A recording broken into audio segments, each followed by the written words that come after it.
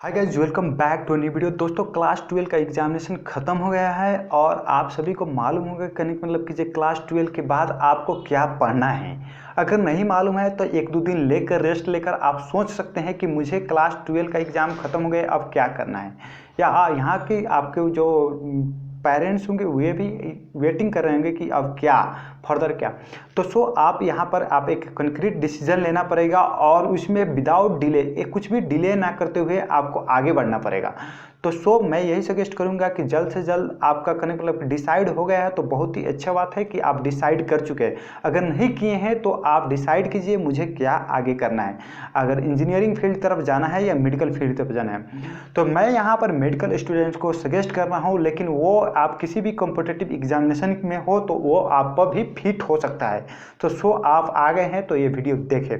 तो सबसे पहले बात करेंगे कि आपका क्लास 12 ख़त्म हो गया है तो आपको लिए रिजल्ट के लिए वेटिंग नहीं करना है कि रिजल्ट आएगा तो मैं कुछ डिसीजन लूँगा। आपको अभी डिसीजन लेना पड़ेगा। आप जब एग्ज़ाम दिए होंगे तो आपको ज़रूर एनालिसिस हो गया कि मेरा मार्क कितने आने वाला है और कितना मैं स्कोर कर सकता हूँ या कर सकती हूँ। तो उस अनुसार से आप जो भी गोल सेट किए हैं अपने चाइल्डहुड से, उस गोल के लिए क्या क्राइटेरिया है ये सबसे पहले आपको देखना चाहिए। और क्राइटेरिया चेंज होते रहता है बार बार, ये नहीं कि कोई क्राइटेरिया किसी वक्त फिक्स था तो उसी वक्त पर फिक्स है।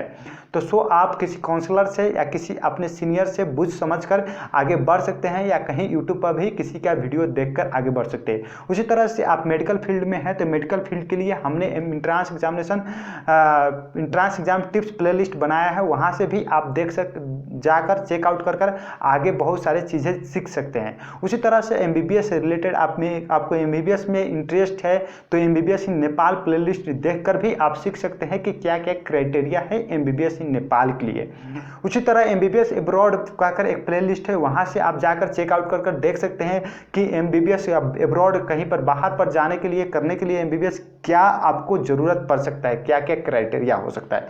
उसी तरह से पैरामेडिकल में जाना चाहते हैं आप, पैरामेडिकल है जो BSc नर्सिंग वगैरह सब हो गया, उसमें जाना चाहते हैं तो उसके लिए क्या क्या क्राइटेरिया है और क्या क्या करना पड़ेगा, उसमें भी एक पैरामेडिकल प्लेलिस्ट है, वहाँ पे जा सकते हैं। अगर कोई डिफ़िकल्टीज आपको लग रहा है कि कहीं भी आपको मेडिकल संबंधी नहीं मिल रहा है तो आप हमको डायरेक्ट कॉल या मैसेजेस वगैरह कर डिस्क्रिप्शन में दी हुई लिंक चेकआउट कर अपनी सुविधा अनुसार भी हमें फॉलो कर सकते हैं।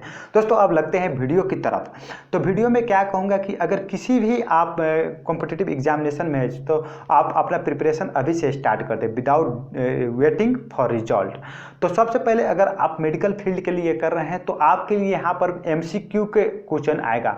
किसी भी मेडिकल फील्ड में आप जाएंगे एंट्री करने तो आपको एक एग्जामिनेशन पास करना पड़ेगा जिसका नाम है CE, कहने का मतलब कि कॉमन इंट्रांस एग्जामिनेशन, जो कि लेता है कि मेडिकल एजुकेशन कमीशन, MEC बोलते हैं उसे, जो लेता है। पहले बहुत सारे डिफरेंट इंस्टीट्यूट्स या यूनिवर्सिटी एंड मेडिकल कॉलेजेस सब अपना अपना भी लिया करता था, लेकिन अब कुछ इस साल से 2077 से हो गया है कि एक ही होगा मेडिकल इंट्रांस एग्जामिनेशन। जैसे कि इंडिया में नीट होता है, सिर्फ नीट, उसी तरह से यहाँ पर भी आपको CE देखने को मिलेगा, कॉमन इंट्रांस एग्जामिनेशन, जो कि एक ही होगा किसी भी मेडिकल फील्ड के लिए। MBBS BDS BAM से, BSc नर्सिंग से, BMLT BMIT किसी भी फील्ड में जाना चाह रहे हैं मेडिकल फील्ड। अगर आप फॉरेन पढ़ना भी चाह रहे हैं तो आपको ये CE पास होना ज़रूरी है, इसमें नो डाउट। आप नेपाल में पढ़े या फॉरेन में पढ़े, नो ऑब्जेक्शन लेटर के लिए आपको CE पास होना 100% कंपलसरी है। तो गाइज, अगर आप कि इसमें क्या क्वेश्चन पूछा जाता है तो CE कॉमन इंट्रांस एग्जामिनेशन में आपको कॉमन क्वेश्चन पूछा जाएगा। जो भी क्वेश्चन पूछा जाएगा वो मल्टीपल चॉइस क्वेश्चन होगा। और देखा जाए इसका सिलेबस तो कि 4 ठो है सिलेबस, जैसे कि फिजिक्स, केमिस्ट्री, उसके बाद बायोलॉजी, एक एडिशन आ गया है मैथ, जो कि आपके लिए नया होगा। लेकिन इसमें घबराने की कोई बात नहीं है। जो मैथ है वो मेंटल एजिलिटी टेस्ट है, प्योरली बेस्ड ऑन क्लास 8-9 की मैथमेटिक्स पर है और इसमें थोड़ा लॉजिकल टाइप की बनाया गया है, जो कि हमारे डेली लाइफ में जो मैथमेटिक्स यूज होता है, सीक्वेंसिंग यूज होता है, वही सब की बनाकर एक लॉजिक, जो कि शॉर्ट टर्म में आपका कोई ट्रिक मालूम है तो उसे आंसर निकाल सकते हैं आप। उसके बाद चलते हैं कि जो फिजिक्स जो होगा, जो भी ऑब्जेक्टिव क्वेश्चन होगा, जो कि 50 नंबर की फिजिक्स में आएगा।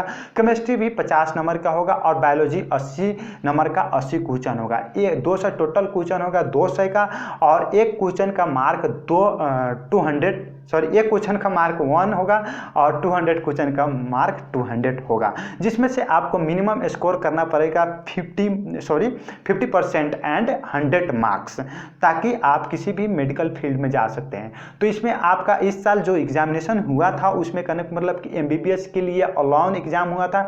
जो अगर आप एमबीबीएस की फॉर्म फिलअप करते तो सिर्फ आपको एमबीबीएस में जाना का मिलता। उसी तरह बीडीएस का फॉर्म भरते थे बीडीएस में, बाम्स के फॉर्म्स भरते तो बाम्स में, और इसका तीनों का एग्जाम अलग अलग दिन हुआ था। उसी तरह से बीएससी नर्सिंग का एक दिन, उसी तरह से बीएससी एमएलटी का वगैरह का और एक दिन हुआ था, B optometry, B optic, B pharmacy का वगैरह का। जिसका भी जाना चाहेंगे आपको सी पास होना है। तो इसमें बात करते हैं कि इसमें क्या खास है जो स्टूडेंट को टॉप होता है और बहुत सारा स्टूडेंट क्रैक नहीं कर पाता है। तो इसमें देखिए दोस्तों, आप अभी तक जो भी चीज़ पढ़े हैं वो इसमें क्या होता है कि आपको आंसर निकालना होता है, और आप एग्जैक्ट को आंसर की पास जाकर आंसर टिक करते हैं या आंसर कैलकुलेट कर आंसर निकालते हैं। तो यहाँ पर क्या होगा कि आपको डायरेक्ट एग्जैक्ट आंसर नहीं देखने को मिलेगा और कैलकुलेशन करने का मतलब कि बहुत लंबे लंबे हो जाएगा अगर आपको करने का मतलब कि वे ऑफ सोल्विंग नहीं पता है। और आपको सबसे बड़ी यहाँ पर बात क्या हो जाता है कि आपको आंसर निकालने से भी ज़्यादा आपको आंसर छांटना आना चाहिए। जैसे कि 4 ऑप्शन मिलेगा, मल्टीपल चॉइस क्वेश्चन में 4 ऑप्शन मिलेगा, जहाँ कि आपको ये 4 ऑप्शन में से ये 3 ऑप्शन छांटना है, और बेस्ट ऑप्शन एक ही ऑप्शन को किसी को एक को सेलेक्ट करना है जो बेस्ट है। ना कि इसमें हो सकता है कि बहुत सारा ऑप्शन राइट हो, लेकिन आपको इसमें से बेस्ट को सिलेक्ट करना है। यहाँ पर बाकी को रिमेनिंग को छोड़ना है, 3 को छोड़कर एक को बेस्ट को सिलेक्ट करना है। तो सबसे पहले इसमें क्या करना पड़ेगा आपको, जैसे कि कोई भी क्वेश्चन आएगा तो उसमें जैसे कि सबसे पहले 2 ऑप्शन को आप मजे से छांट सकते हैं। जो अगर आप पढ़े अच्छे से पढ़े हैं तो 2 आपको ऑप्शन इस तरह से दिखेगा जिसका आंसर से कुछ लगाव नहीं होगा, तो 2 छांट सकते हैं। बाकी 2 ऑप्शन होगा, जो 2 ऑप्शन आपको देखने को मिलेगा, 2 जो ऑप्शन बाकी होगा वो देखने को मिलेगा कि ऑलमोस्ट दोनों राइट है या दोनों कंफ्यूजिंग होगा कि आपको ऑप्शन कौन सी ऑप्शन से हम जाए। तो इसमें आपको लिए ये चैलेंजिंग हो जाएगा, और यहाँ पर आपका जो पढ़ाई है वो काम आने वाला है। और सबसे बात कि इसमें से आप एक को छांट कर एक को करेक्ट कीजिए। तो ये बात हुई यहाँ पर। और इसके लिए आप करने के मतलब कि बहुत सारा अवे है इसके प्रिपरेशन के लिए। एक सेल्फ प्रिपरेशन कर सकते हैं घर पर बैठे हुए, और एक करने के मतलब किसी इंस्टीट्यूट में जाकर ऑफलाइन या उसका इंस्टीट्यूट का गाइडेंस में रहकर आप करने के मतलब प्रिपरेशन कर सकते हैं। और तीसरा जो है करने के मतलब कि आप ऑनलाइन प्लेटफॉर्म पर किसी की गाइडेंस पर या विदाउट गाइडेंस, इसमें ऑनलाइन प्लेटफॉर्म में आपको गाइडेंस भी ले सकते हैं और विदाउट गाइडेंस भी जा सकते हैं। जैसे कि ऑनलाइन प्लेटफॉर्म में अगर आप यूट्यूब वगैरह की हेल्प से जा रहे हैं विदाउट किसी की गाइडेंस की, तो आपको इस पर कोई भी खर्च नहीं लगने वाला है। जिस तरह से सेल्फ स्टडी में आपकी कोई खर्च नहीं लगने वाला है, सिर्फ बुक को और अपने जो पर्सनल एक्सपेंसेस है वो लगेगा। लेकिन ऑनलाइन में भी आपको गाइडेंस मिलेगा। वहाँ पर ऑनलाइन भी बहुत सारे प्लेटफॉर्म है जो कि आपको गाइड करेंगे पर्सनली, या कहने का मतलब कि उनका टीम गाइड करेगा आपको। तो उसमें आपको थोड़ा बहुत पैसा लग सकता है। और एक कहने का मतलब कि है ऑफलाइन या बड़े बड़े जो इंस्टीट्यूट सब प्रिपरेशन कराते हैं, नेपाल में भी इंस्टीट्यूट सब वगैरह से है, उसके थ्रू गाइडेंस में भी जाकर आप अपना प्रिपरेशन कर सकते हैं। तो देखिए ऑफलाइन का जो गाइडेंस वाला प्रोसेस है या इंस्टीट्यूट के कंसर्न में रहकर होना, वो थोड़ा एक्सपेंसिव है, लेकिन उतना भी एक्सपेंसिव नहीं है कि आप अफोर्ड नहीं कर पाएंगे।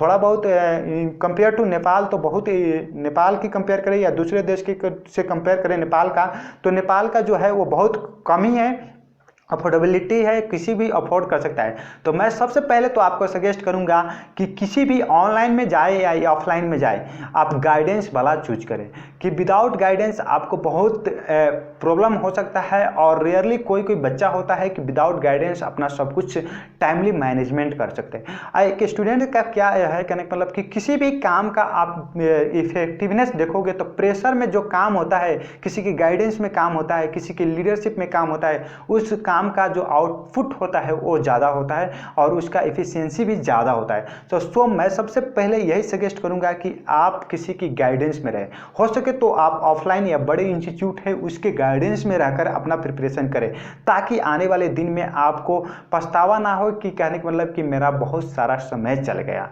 और जिस तरह से आपको इंस्टीट्यूट गाइड करेंगे उस तरह की उसके इंस्टीट्यूशन पर ट्रस्ट करते हुए, गाइडेंस फॉलो करते हुए आगे बढ़े। अगर आपके पास उतना पैसा नहीं है और आप इंस्टीट्यूट पर तक नहीं जा सकते हैं, तो आप ऑनलाइन ही के लिए ऑनलाइन लेकिन उसमें कहने का मतलब कि पेड वाला ले और अपना गाइडेंस वहाँ से ले, कि किसी तरह से गाइडेंस में जाए। एवरीथिंग फ्री में लेने के चक्कर में बहुत सारा टाइम आपकी लॉस हो जाएगा, जिसकी वजह से आप अपना फ्यूचर में रिग्रेट करेंगे कि मैंने अपना टाइम बहुत सारा अनवांटेड में वेस्ट कर दिया। और इसी तरह से वीडियो लंबा हो जाएगा, नहीं तो कहने के लिए तो करने के लिए तो बहुत सारे बातें हैं आपसे जो कि एक्सपीरियंस शेयर कर सकता हूँ, क्योंकि ऑलमोस्ट मुझे इस फील्ड में 1 ईयर हो गया, जो कि कहने का मतलब कि जब मैंने स्टूडेंट्स को गाइड किया, ऑलमोस्ट 500 स्टूडेंट्स को मैंने पर्सनली गाइड किया हूं। और यूट्यूब चैनल पर अभी तक फिलहाल तक मैंने 1000 टू 1500 स्टूडेंट्स का मैंने गाइड कर दिया है। Okay, all the best, take care, bye bye, have a good day. अगर आप भी मेरे गाइडेंस कभी लिए हैं और आपको हेल्पफुल हुआ है तो कमेंट में ज़रूर बताइएगा दोस्तों कि मेरा गाइडेंस में क्या कमियां रहता है और क्या अच्छाइयाँ है, कि ताकि मैं अपने कमियां को इम्प्रूव कर सकूं और अच्छाइयाँ को और बेहतरीन बना सकूं। All the best, take care, bye bye, have a good day.